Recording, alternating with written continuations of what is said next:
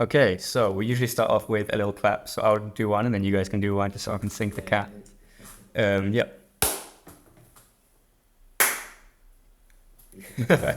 Great. Welcome back to another episode of Unsigned Berlin. Today we're here with Jara, aka Skyline Sun, and Sarah, aka Mioma. And we're going to start off with a little snippet just so you guys can get an idea of what they do. It's the wee hour. It's the wee hour. It's the wee hour. And that was Wee Hour by both of you. What was the writing process like in terms of balancing both of you being songwriters, both of you being instrumentalists as well with vocals and everything? Was it one of you coming with everything kind of already done and then tightening it, or just straight from scratch? We Hour has a bit of the interesting history in the sense of like the first demo, the first chords and stuff like that I wrote goes way back like 2019, pre me living in Berlin as well, and it was originally for a different project, instrumentally, an instrumental project. Well, I just had like these melodies and these chords and some other sections and stuff like that, and then later. When we started playing in this collective together, we sort of repurposed it and sort of started to slowly change it. You know, you wrote the lyrics for it. Actually, that's always one thing that I found curious was there was like no idea what the song was about except just the title. Like I wrote it at like 3 a.m. or something like that, and it was in the wee hours. Like that was the idea. And then you just took the... I mean, that's enough. You need a bit of information to remember lyrics. Yeah. So you just found the title, that's enough. Nice. Yeah, and this is part of an upcoming EP. Is that something you guys are both working on together, or is it the Skyline Sun solo project with features? No, so it's... we've been working together on a lot of different stuff. A lot of stuff. And producing a lot of songs. And it's eventually got to the point where it's like, okay, we've got like all these songs that are slowly expanding. That is absolutely a collaboration between the two of us. And like we have these 4 tracks that sort of like fit as like one body of work, one EP. Yeah. So then that is, slowly in the process of releasing at the moment. Mm-hmm. Is that how you both typically like to work as well, where you just make a bunch of stuff and then try to find patterns within it for a project? I think it just happens. Like we mate and then we start producing, we try stuff, and then at some point something pops up which looks like a song. Mm-hmm. And then we had to decide, like we had too many songs and they were not all of them fitting in the same vibe. Right. So we just decided to like leave some outside. So that's that vibe. That's this vibe over there. Yeah.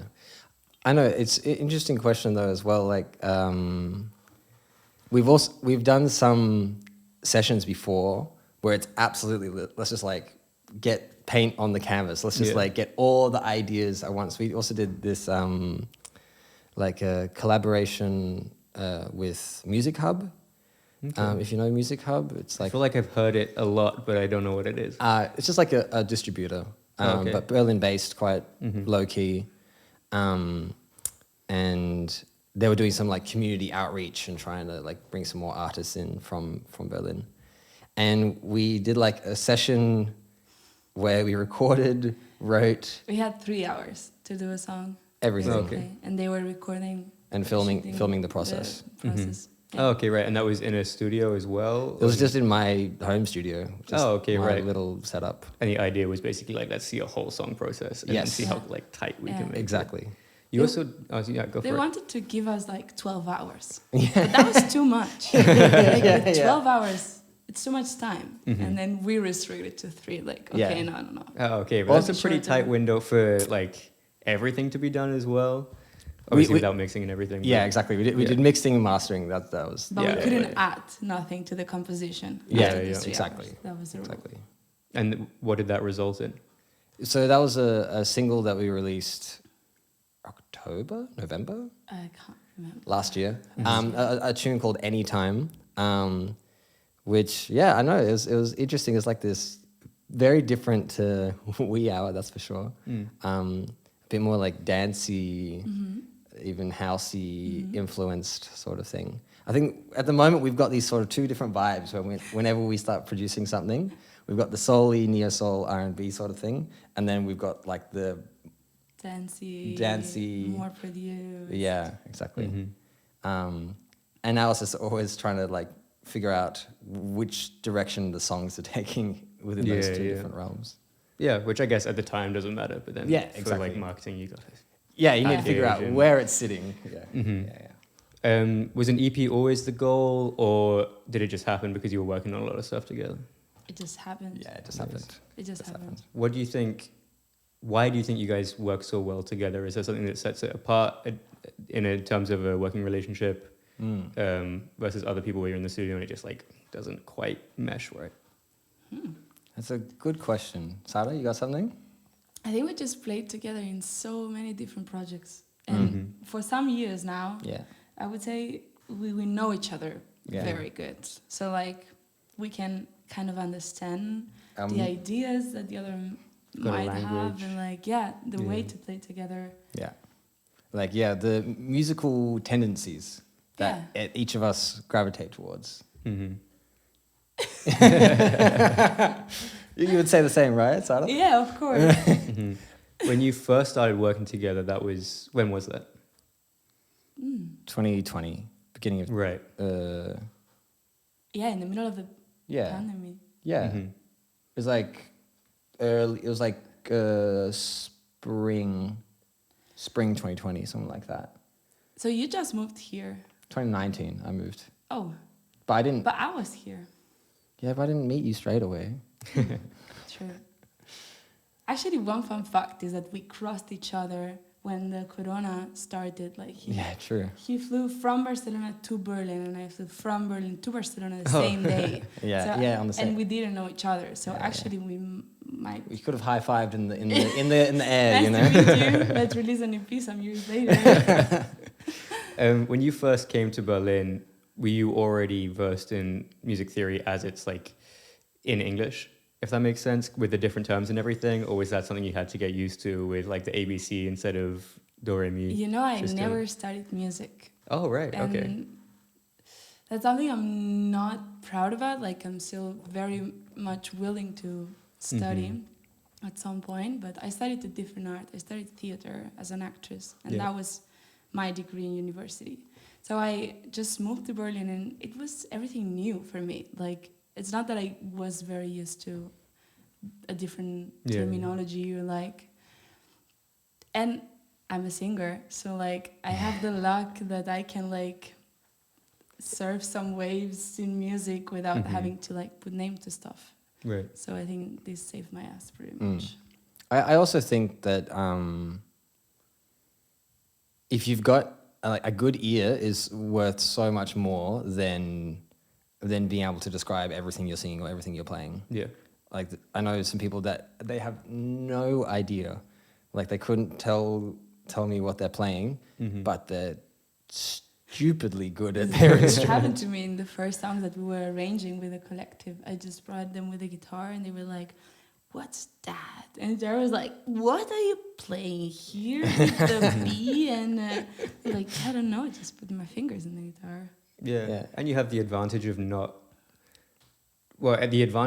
knowing what you're doing in terms of you're not thinking like, oh, then it's maybe smart to go to like a sixth chord here, so it's going to be like jaunty, and you just find it, and it's something new.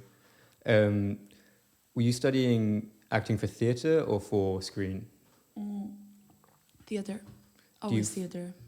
Do you find that the skills from that transfer in terms of performance for music? Well, a lot of people says like, oh, the way you move on stage, I can see you're an actress, but I don't know. I've definitely heard that before as well. Yeah, but when I started performing, like in music scene in Berlin, I was very uncomfortable, like with the body, because I think that's a topic no one talks about, which is the singer, which is in the front of the stage, and everyone is looking at you, and you don't have any instrument to hide behind. Nothing to do with your hands. Yeah. Nothing. Yeah. So like, I see a lot of people that goes on stage singing, and it's of course very uncomfortable in the beginning. And I wish we would chat more about that, like between singers, you know? But then at some point you just don't give a fuck, I guess, and you just start like having fun as you would have being in the audience. But I don't know if that has to do with me studying theater, to be honest. Yeah. Well, maybe it just took a bit to find like the theater confidence groove a bit after. But if you weren't comfortable talking with the audience, you know, like why do you have to be the one talking? I mean, okay, you have the microphone, but someone else could have a microphone. But someone exactly, Yeah. and I was also very, very much uncomfortable talking to the audience. And then one day, my boyfriend just told me like, look, you just gotta own it. Like, people need someone that talks to them, and apparently you're the one that can do that. So you gotta take it. And it takes time, but it's also very hard to talk to the audience. Yeah. It's also kind of I think even though often they are introverted, singers tend to be the more extroverted of the group. Yeah. Like in terms of willing to talk to people, like bassists are very, like usually very introverted. Keyboardists, like not a chance. And you come from more of a producing background, right, Joe? Or I don't know. Not exactly. I'd say more a performance background first. Like I studied contemporary performance, whatever the hell that means. But yeah, I studied contemporary performance, and I was doing like at university in Australia. And I was doing some like production courses, like electives and stuff like that on the side. And then I'd say it's more been 2018, something like that, where I started producing. 2018, 2019. And the contemporary performance was as an instrumentalist? Yeah, as a guitarist. Oh, okay, right. Did you really have to like ask yourself when you started to put stuff online of you playing keys and everything, like, I really don't want to be a keyboardist, like I'm a guitarist and I want people to know that that's what I do? Or was it just like, let's have stuff out so people know I'm a musician and then I can say? Yeah, I think... I don't think I didn't overthink it that much, to be honest. I was like, if I'm playing, I'm also a terrible keys player. So if I'm just playing like a couple of chords, I don't think everyone can see I'm just playing a couple of chords or a little synth melody, and I think it's gonna be fine. I think it was just the idea of just wanting to show that I'm diverse in some way. But also, like, you play guitar everywhere. Like, Jara goes to every session that exists in Berlin, and he goes and just jumps in the stage with a guitar. So everyone knows you're a guitar player. Everyone saw you performing in Berlin, of course. Like, there's a chance to see you playing. Do you have a recommendation of those kind of jam sessions for people who are not new to music but new to jamming in that kind of public setting? Our session, maybe. Do you want to talk about Soul Jam? Do you want to talk about Soul Jam? I know it's. I always found it a very interesting thing. So I wanted actually, just before I talk about Soul Jam for a second, one of the first reasons I actually really fell in love with Berlin, which I found really interesting, is I was just making like a direct comparison to Sydney, where I more or less grew up, and there is not a single session there that you just go and people just play, and musicians like use their ears, they listen, no one calls any songs. Right. You like a keyboard just starts, or whoever, it doesn't matter, starts playing a progression or starts playing a groove, and you listen and you respond to what's happening around you. Every jam session, like in Sydney at least, it was like, oh yeah, so we call this song, we do this now. Even if it's not a jazz thing or if it's a R&B, whatever, you need to know like your standards, your pop standards or whatever it is. And it's just like so much more of an organic thing here. It's like you go and people just play, and you have to be a good listener, and then some magic can happen. Yeah. And that's one thing that I thought was amazing about some of the jam sessions here, and that's why I also love having Soul Jam as well, because there's exactly that energy. So we two of the coordinators and organizers, but also in the house band. And even when it's just the house band playing and we don't know what's going to happen, there's some such nice moments that happen as well. I don't know, anything you want to add to Soul Jam? I think for Soul Jam, one of the things that at least I always wanted to offer, is to have this session where you could offer a safe space for people to come and play. And that was very important to me, because I feel like it can be very hostile. Hostile. When you just want to jump on stage and on a jam session and someone's playing and you're the singer, again, like being in the front and like it's very hostile, and it takes a lot of courage to go up. So I think actually I managed to start singing in jam sessions because we kind of own our own jam sessions. People's like, "Wow, you're so confident on stage," and I'm like, "Yeah, but I don't sing in other jam sessions. You know, this is because it's my home. I feel safe." And it's like you're confident on my stage. Exactly, and I wish the same for the people who's coming to the jam. To be honest. Yeah. Were you going to many sessions or any sessions before? Really, never? Oh my god! I'm just like, thinking that. No, like I never went on a jam session and sang in Barcelona, just to start. Sure. And then I came to Berlin, and the first time I went on stage to sing was the time you brought me to the original Soul Fam, which was the project that... the collective? It started Oh. Soul Jam. It started as Soul Fam, and then it evolved to Soul Jam. Right. Yeah. But that was the first time I went on stage to sing in That's Berlin. funny. And it was because Jara just went on stage and did like... Come, get on stage now. Let's go. And that day, it would made the house band of Soul Fam that would lead to Soul Jam. That's a good point. Actually, the first jam I went to sing in, it was the jam we now run. That's funny. That's funny. Yeah. Can you talk a little bit about the jam in terms of if you want to be involved? Do you have to sign up? Do you just sign up with your instrument? When is it? Where is it? That kind of thing. So it's like we have a like a Telegram group that we could normally we try and get people in there because we can do like cheaper musicians tickets and stuff like that. Right. And you can put your name down in the musicians list, and then you'll get a cheaper ticket on the door, either at Badehaus or at Rotbad in Neukölln. And we have it essentially like 2 weeks apart. So we have one date a month at Badehaus and one date a month at Rotbad, and then we alternate, so it's every 2 weeks. Yeah. Right. Okay, that's pretty often as well. To Yeah. have like whole venues organized. Is that you guys are organizing it and everything, or is there a team around it as well that's... It's actually us. I mean, there's a lot of people involved. And for example, there's the house band, which is people that it's always part of the events. Yeah, and they also help with gear and course. organizing, and we rehearse and all that sort of stuff. And then there's 3 main coordinators, so it's me and Sada and another guy, Max, or Tufty Head is his artist name.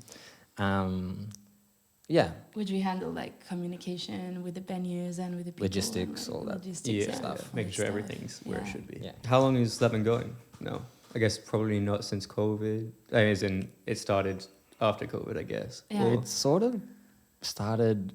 Oh my god! I always It was forget. 2020, like... Was it 2020? Was it 2021?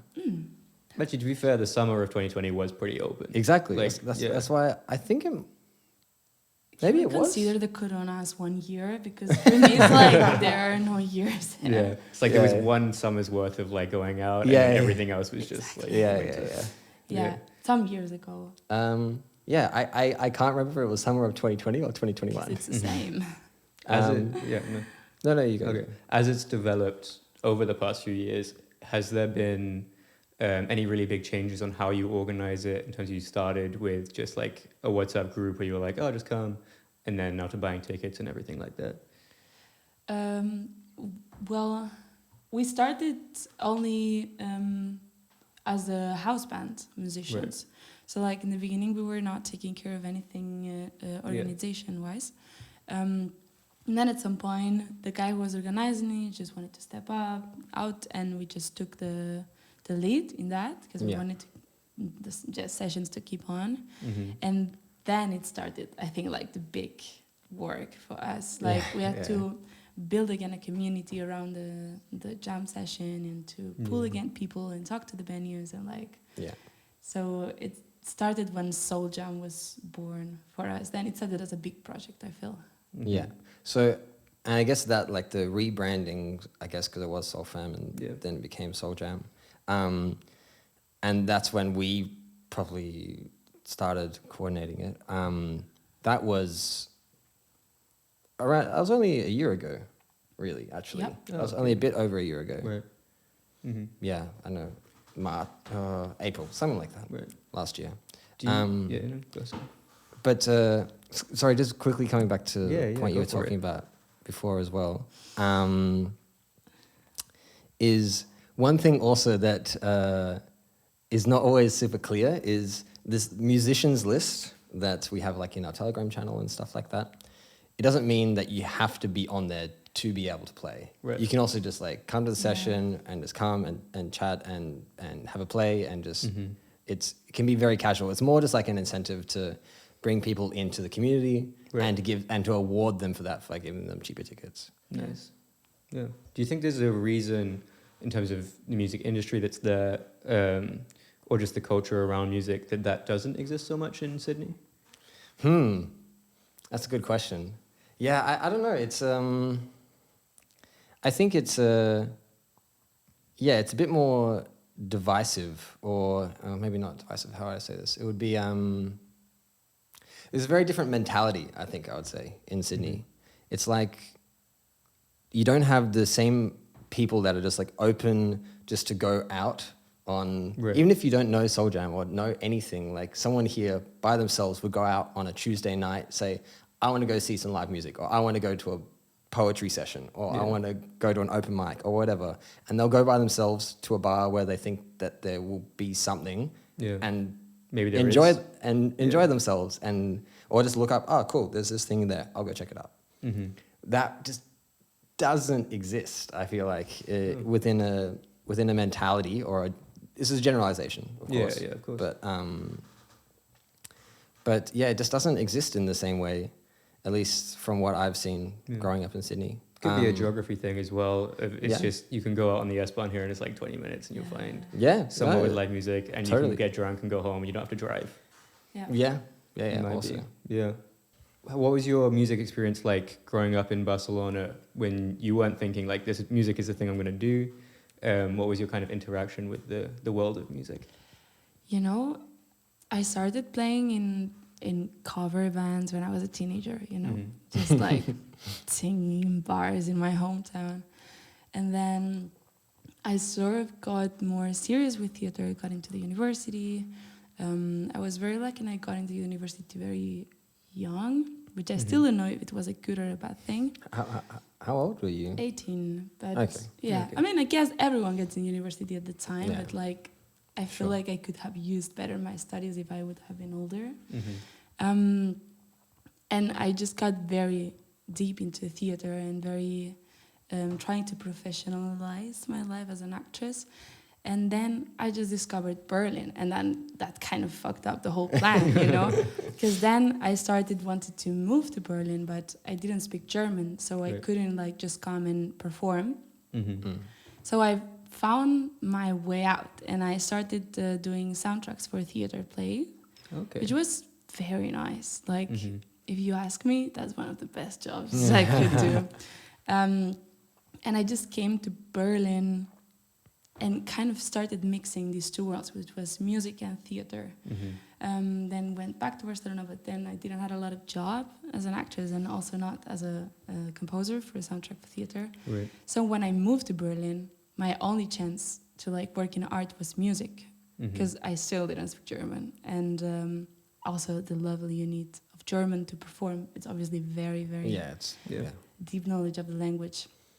So I just started doing music as a need, you know, to like perform and like explore that. So I don't know what the music scene looks like in Barcelona, because I never really explored it. Like, and you don't know what the theater scene looks like here. Exactly, like yes, exactly. When you were doing soundtrack for theater, what does that look like? Were you composing? Yeah, like composing and performing like live sometimes. Oh, okay, with like with a band or no, like I got a lot orchestra? of loop station and like production stuff and like very ambient sounds. I mean, theater is most of the time is very full, so like you need something that it's very in the back, just like supporting what's happening on stage. So of course there are exceptions, but most of the time it's like you just need to lay out like a simple sound, you know, that is like bringing the scene on. Yeah. So it would be a lot of ambient production, looping stuff. Yeah. What did you start off using for that? Was it just like a Kai type of like little? Yes. Also, yes. Which, no shame, I love those. The They're one great. I that's have just one over there. somewhere. Yeah, Exactly. It's Sorry. great. Or there was some plays I would just like compose it and then have it like, oh my god, like now I think about it, I was playing it live from Logic, you know. I wouldn't even like export it or bounce it or nothing. It was like very rough. I had no idea. I was very much starting in the world of music, and so I accepted my first project to do the soundtrack for it, and I didn't even have a laptop to compose. So like, I got the project and I was like, guys, fuck, I needed a laptop, you know, like, and I bought my first Mac, which I still have. So that was the level, yeah. What's your musical background like before studying guitar or contemporary performance? Yeah. It's I think it's definitely not it's not an original story. Yeah, I mean, honestly, no one's is, but it's still interesting to hear. Yeah. But I used to play, like, especially when I started playing guitar when I was 10. And I used to play a lot of metal, like a lot of metal. You're part of the metal to jazz pipeline. Yeah, pretty much. I guess so. So. But no, I enjoyed it. Like I was in this one project for, I don't know, 6 years, 7 years, which I, with some very good friends of mine that are still good friends back in Sydney or in Australia. And it was interesting because we also, a bunch of us also went and studied together at the university there, and then all of our music preferences and the stuff that we were wanting to sort of experiment with changed at the same time. Yeah.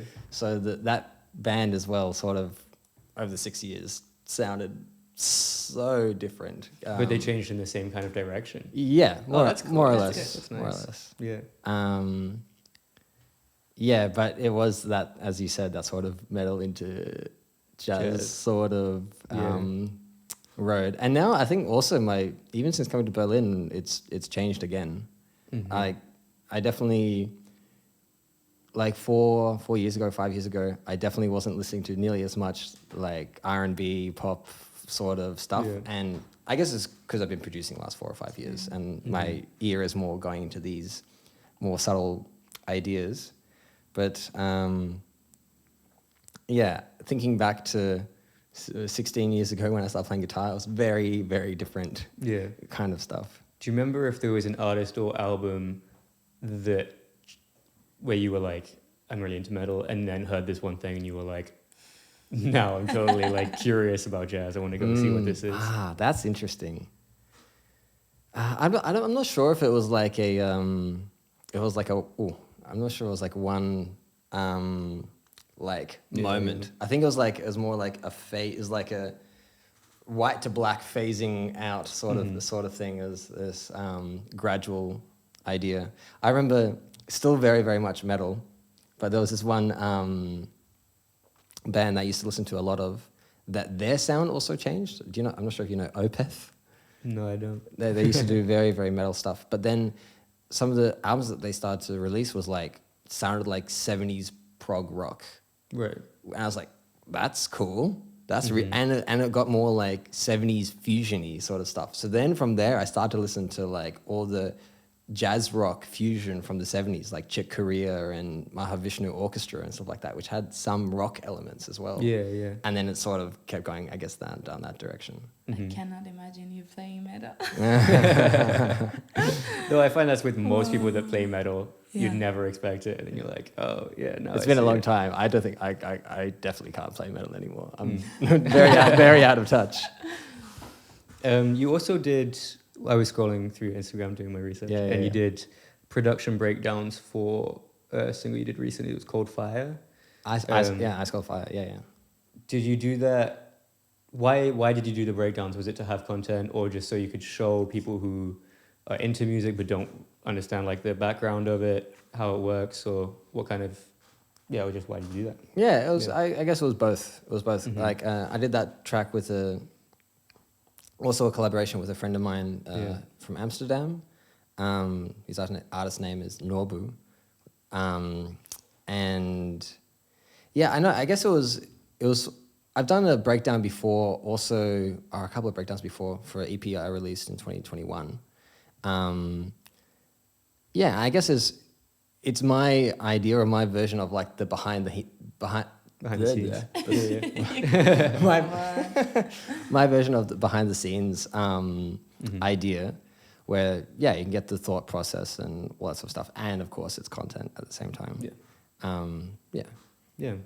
This is a bit of a switch, but this song's written in English, and are the other songs on the EP written in English as well? Yeah. Was that intimidating when you started, or did you have a really good English from doing theatre stuff? No, no. I still nowadays I struggle with the English, and it's also harder when you speak to natives, you know. Of course. Sure. And a lot of times we would actually just record, and I would just invent stuff. Mm-hmm. But then that was recorded, and we actually pretty much like it. And with Jaro, we had a couple of sessions where we went through the songs, like, what the fuck was I saying here? We were like transcribing the song because we had no idea. Just the soloing is like, listen back to that word again. Listen back to that word again. Are And you sure you're saying that? And Jaro's like, that makes no sense. But that, I think... It's very intimidating. Yeah, It's it is. It's similar though to not having music theory background, where sometimes you just make a mistake and then it's actually really cool, and you're like, no, it's original because I didn't know what I was. It's also exactly a bit what to aim naive, for. you know, because to my ears, it sounds good because I'm Spanish and that's how it sounds. But then I cannot imagine what it sounds to you guys, you know, that you understand everything, you know how it's pronounced, and I might be mispronouncing it. So, like, it is very intimidating, yeah. Is there a reason you chose to write in English instead of just writing in Spanish? Well,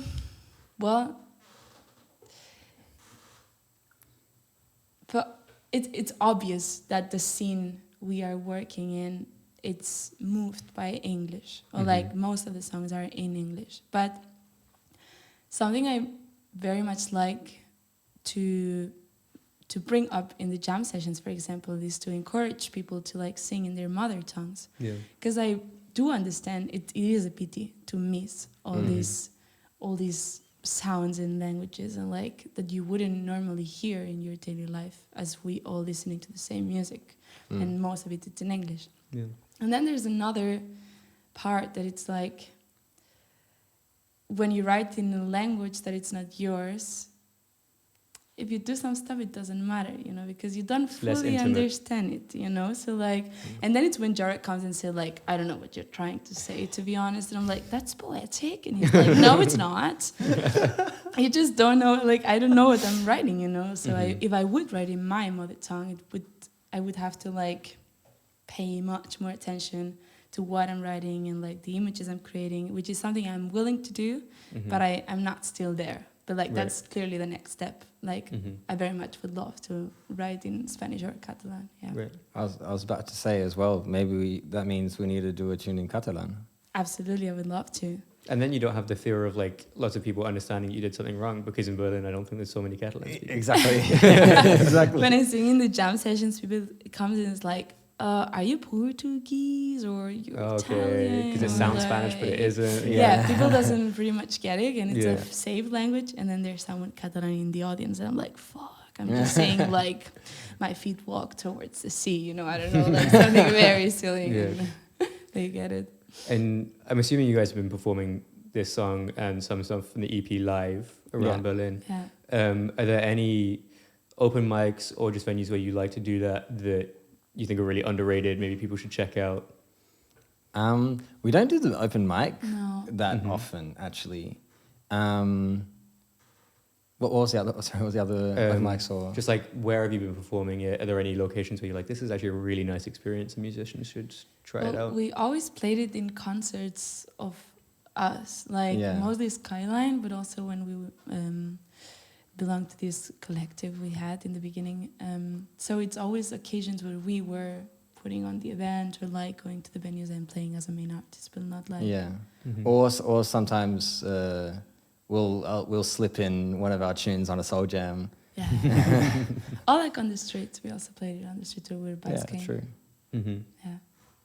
Yeah. Do you feel like how it's received, whether you're on the streets or in concerts or stuff, also affects whether the song stays the same, or you pretty much like, I know what I like and this is about what I like because that's why people follow what I'm doing, so I'm going to put it out as it is?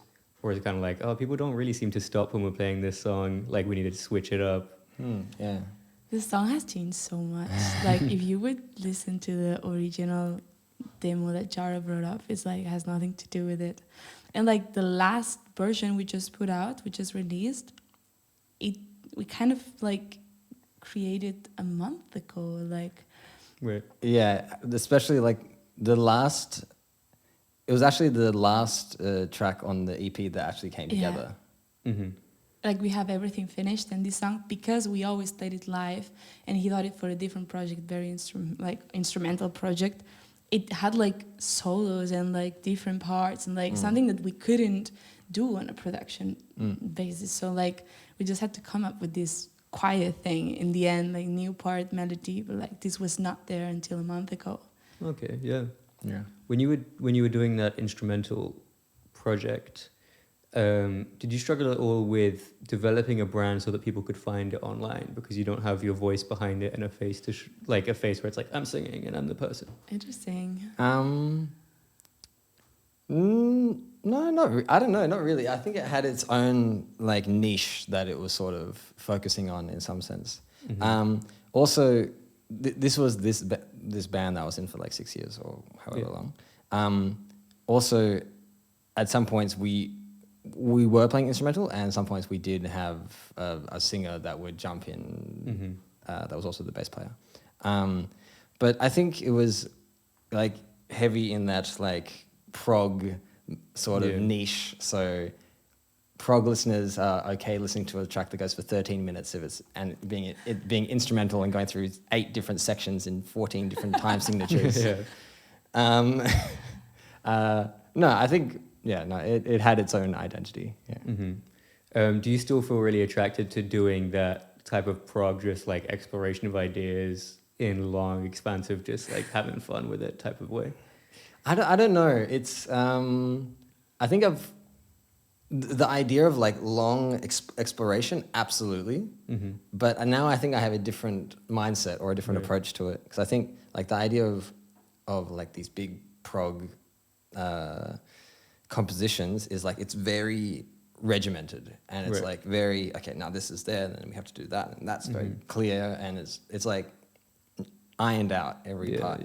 Now I'm much more in like the sonic exploration of improvisation, which I find a lot, and in jam sessions that's perfect. True, it's kind of a similar interest in terms of here's a little musical idea and then we'll but now explore it's it. Yeah, exactly. Do you find that's also maybe more approachable to do because of the theory behind it, where it's pretty like easy to make something sound good at an entry level, and then there's like a lot of complex stuff you can get into? Yeah, sure.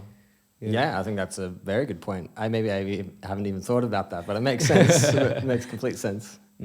Is there anything you guys are really aiming for in terms of music career? Any venues maybe you have your eyes set on, or just like it could be as simple as developing a really small and tight fan base, or doing a Europe tour or anything like that? Tyler? To be honest, it's my only dream with music. It's to make a living out of it. You know, like I'm not aiming for like something too big, but like I would pretty much like that the music it's worth enough, so like we can just dedicate ourselves to like do music. You know. That's that's what I would love. Like not to have a side job to pay rent, but like to be able to live out of it. Yeah. Yeah, I think it's I know it's. I've got definitely some different aspirations, that's for sure. But because at the moment I'm like got 18. I don't know. I've got so many different collaborations and working with this person or doing that over there, and the goal absolutely would be touring with Skyline and focusing more on being introspective and pushing my stuff rather than always doing everything all over the place. Coming back to the venue idea, I would love to do an awesome show at Baketown. Baketown. You're listening. Oh no, where is it? It's in Schöneberg. It's a very nice venue. It's really nice. Super, super cool venue. Madison McFerrin played there. You saw, who did you see there? No. 3070? Yeah. Yeah, 3070. Yeah. That And was Stella. sick. And Stella and the Stella Longos. Yeah. Cool. Yeah. Very nice. Very nice. Well, we've done just about 45 minutes. Is there anything else you guys want to cover? You can do, just plug your singles, or if there's another project you want to talk about and you're just excited for, anything like that. Sarah? Jara? I feel like I've been talking a lot, so I think it's just we're super, super excited to finally get like first single out of this like massive body of work. They've got this EP and there's lots of other stuff as well. So it's really exciting to finally get We Hour out there. And there's more singles coming very, very soon. Yeah. How have you found balancing that in terms of, obviously, you're musicians, so you're making all the music and everything, but then now there's kind of like, you've got to be a content creator, you've got to be a marketer, you've got to be maybe merch design, It's whatever exhausting. it is. Is there any part of that you either really enjoy and didn't think you would, or any part where you're like, as soon as we can afford it, we have to pay someone to do this? Okay, I've got a question. I've got absolutely press. Press is so fucking exhausting. Like emailing magazines and radio, podcasts, magazine, all that sort of stuff. It just because it takes so long, and you have to follow up, and you need to keep in control of it, and you need to always be like, maybe not this one, but the next one could work, and then you got to be like 2 months ahead for them, but then not for them, and then I took the video editing this time, and that's something I pretty much enjoyed. I also enjoyed the video editing. Now Sada took. Also, can I ask where the roof was? Like, just which area? You don't have to say the building, but which area the roof was? Oh, it was in Lycombe. Okay, nice. Yeah. No, just because that was really cool, and I was like, I don't have a roof. I really want a roof. Yeah. But then you don't want to like say where it is, because then somebody exactly, we cannot tell what it is. Ruined. But, that was fun. When did you get that idea? Was it when you were initially writing the song and you were like, oh, this kind of feels like Russian the Sunset? No, like we discovered there was this roof very late in the planning of the shooting and so on, but we're like, okay, we need to get that, like rooftop is very cool. And then the first day we just went to film there the content, and it started raining so much, like so much. We were there, and like with our instruments, and Carlota, which very thanks to Carlota that showed all the videos for content, we were there like, are you sure it's not raining too much? And we were like, no, just keep on shooting, keep on filming. And then Carlota, and she's there with the camera, like, and then at some point, Jared's like, okay, I need to take the guitar down, like, it's raining way too much. Yeah. So that was our first day of it. and then we went back up to the rooftop when it was better weather as well. But is it just one roof then? Because from the videos, it looked like maybe there were more than one. I was like, how do you guys know this roof? It's one big roof. It's one that's got sections. Yeah, it connects to like all the buildings. All the buildings. Like you could walk all the houses. Yeah. Nice. Well, yeah, I think we're pretty much done. So the single is out. We always go stream it. It's in the description. Awesome. And I guess follow for updates for you guys, follow us, and thank you very much for listening, and thanks for coming. Cheers. Thanks. Awesome.